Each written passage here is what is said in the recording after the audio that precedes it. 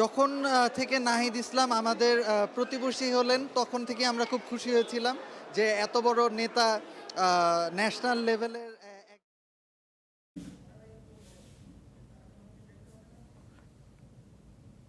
তার বাসার ভেতরেই সম্ভবত প্রবেশ করেছেন।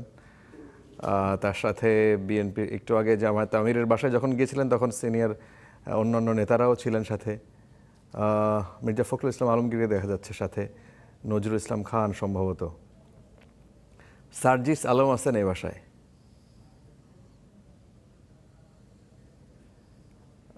এনসিপির অন্য সদস্য সচিব আক্তার হোসেন তিনি আছেন, সার্জিস আলম, নাহিদ ইসলাম। এটা বাংলাদেশের রাজনীতিতে এটা একটা আমার মনে হয় উজ্জ্বলতম উদাহরণ হয়ে থাকবে।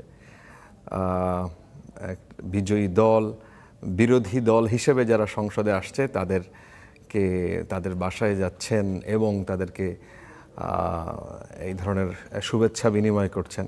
এটা তৃণমূলেও এক ধরনের প্রভাব ফেলবে বলে অনেকেই মনে করেন। তুষার ভাই, এই বিষয়টাকে আপনি কিভাবে দেখেন? আমি বিষয়টাকে ভালোভাবে দেখি। এটা তারেক রহমানের উদারতা বা এক ধরনের বন্ধুত্বমূলক আচরণের হাত বাড়িয়ে দেওয়ার একটা প্রতিশ্রুতি। উনি যেটা বলেছিলেন যে উনি সবাইকে সাথে নিয়ে কাজ করতে চান। যেটা আমাকে দুঃখ দেয় যে এনসিপির এই পুরো ফ্রেমটার মধ্যে দেখেন কোনো নারী নাই। আচ্ছা, নারীবিহীন একটা রাষ্ট্র তৈরির যে প্রক্রিয়া, সেই প্রক্রিয়া অব্যাহত আছে। না, এই যে ভিড় ভাট্টা অনেক বেশি, তো ভাট্টা ইলেকশন করতে পারবে না নারী, এখানে দাঁড়াতে পারবে না নারী।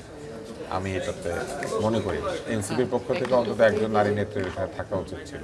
এটা তো সার্জিসেরও বাসা না, আক্তারেরও বাসা না। আক্তার আর সার্জিস আসতে পারলে ওরা কেন আসতে পারবে? এনসিপির অনেক নারী নেত্রী যারা জামায়াতের সাথে জোট বাঁধার কারণে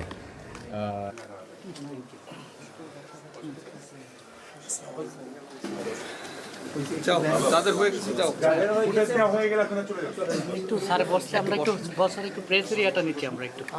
হ্যাঁ ভাই, একটু ধাক্কা দিয়েন না আমাকে প্লিজ, ধাক্কা দিয়েন না ভাইয়া, ধাক্কা দিয়েন না।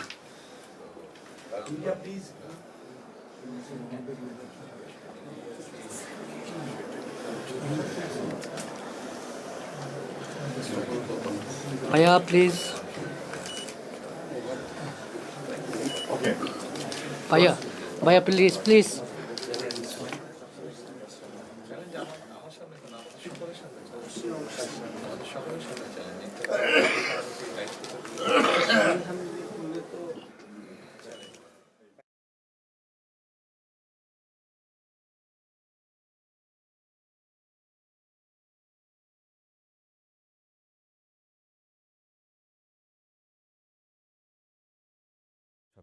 খালেদ ভাই কি মনে করেন?